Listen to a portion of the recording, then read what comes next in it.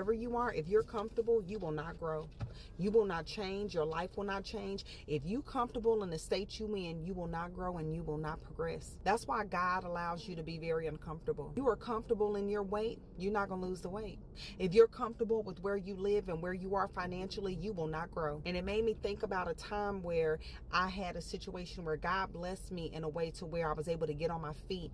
And I took advantage of that opportunity. But once I took advantage of that opportunity, when the time was up to renew and like, do you want to continue on with this thing? And I said no. Once I said no, I knew that the challenge was on because I wanted change.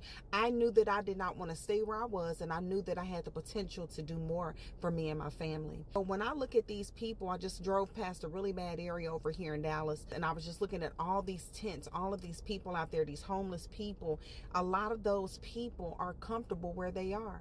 If you look at a woman and she's in a bad relationship and her man is beating up beside her head and knocking her around the house, and she's like, well, I can't leave. Guess where? She's comfortable where she is. I don't want to hear about no Stockholm syndrome. When people are comfortable where they are, they remain where they stay. And that's exactly how it's always been. When people are okay with the money that they make and being poor, or, you know, even in their spiritual walk, if you lukewarm and you okay with that thing, you're going to stay lukewarm. You're going to stay there until you say, I can't do this no more. I need more of God and Jesus. I'm going to get around more godly people. I'm going to go visit a church. I'm going to read more. I'm going to pray more, because there's something in you that makes you uncomfortable with where you are. The Bible says you're supposed to be content. And I think it's interesting. Content and comfort is two different things. They just sound alike. When you are content, you are okay with where you are, but you know you're not going to remain where you stay. And when you are comfortable, you're okay where you are, and you will remain where you stay because you like where you are. And if you don't like where you are, allow the adversity to come. Allow yourself to learn from it. Allow yourself to grow from it, because that's what we're meant to do.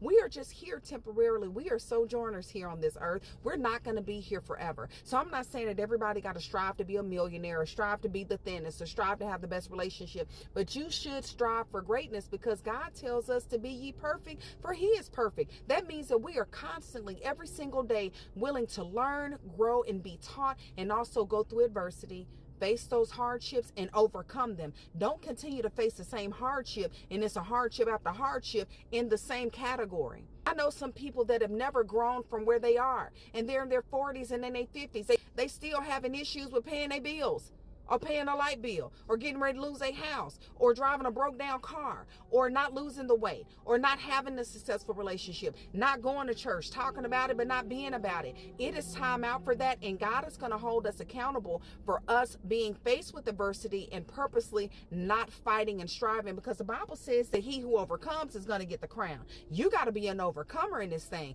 This ain't no race where you can be like, I'm just going to walk on the track. I ain't going to run. No, you got to run. Everybody fighting. This is a war. You're in a race. You got to run. You got to fight. It's just how it is. And if you don't, you will lose in this war. You will lose in this battle. And it's no longer the Lord's battle, it's yours. You are saying, God, I'd rather deal with this battle, and I choose to lose.